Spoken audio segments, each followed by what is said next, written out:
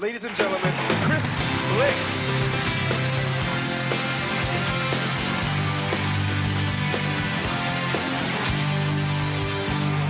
Thanks very much.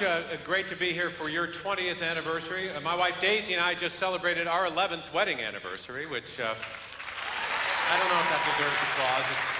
It's really not that many years, 11 years, although in Los Angeles it put us into a tie for 17th place, so.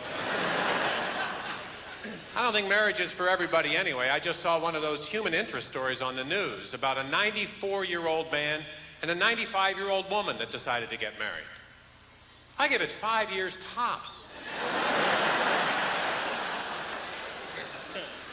But I'm a very happily married man. You don't hear that often enough, and I intend to remain faithful to my wife, and the reason that I mention that is that if there is one thing that marriage has taught me, it's that there is nothing quite as attractive to women as a happily married man who intends to remain faithful to his wife.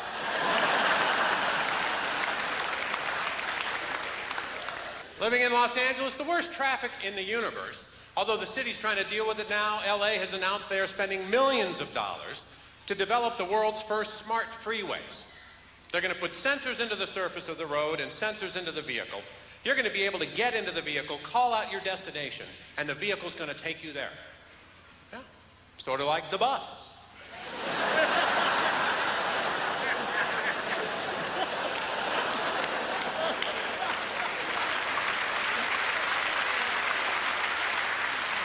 See, with all the road rage, LA is the exact wrong place for this technology. You allow drivers on the LA freeways to take both their hands off the wheel, and they will just move up to larger weapons. But then again, at least all the dead drivers will keep moving. Still better than the information superhighway, the internet. Technological marvel of marvels, but if you don't know what you're looking for on the internet, it is nothing but a time-sucking vortex from hell.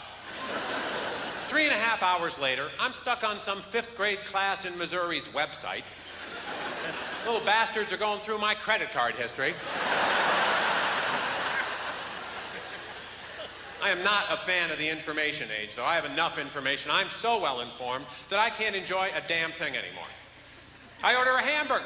As soon as it gets there, I start thinking if the mad cow or the E. coli or the salmonella don't kill me now, the cholesterol will later. Try on a pair of Nikes. Start visualizing all their Asian workers making 12 cents an hour.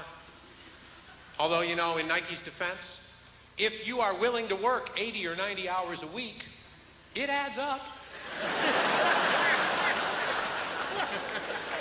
That's why I refuse to buy Nikes, unless they're on sale.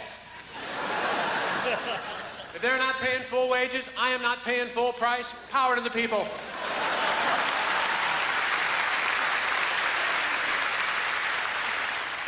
And even a simple cup of coffee. Now, that's my last vice. I love coffee. I like the smell. I like the taste. I like the buzz. It's cheap. It's legal. That's all the information I need about coffee. Now they're trying to scare me about the caffeine, telling me it'll take 6 months to a year off my life. You know, I really don't care if the caffeine takes a year off my life. I figure I spent more of those hours awake. It's probably a wash. And there's also a lot more bad information in the information age. You don't know half the things you think you know. Smokers. How many times have you been given this information? Every cigarette you smoke takes 7 minutes off your life. Do you know the basis of that statement? Some guy in a lab coat calculated that it takes you 7 minutes to smoke the cigarette. By that logic, every time you're sitting on the can, it's the same damn difference. If you're sitting on the can smoking the cigarette, you break even. Enough Marlboros and X-Lax, you can travel back in time.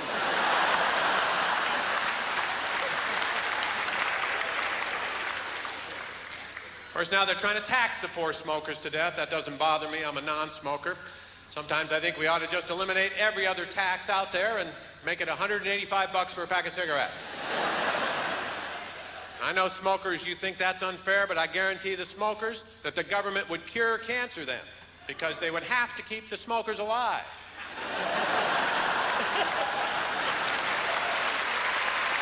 Thanks, I had a lovely time.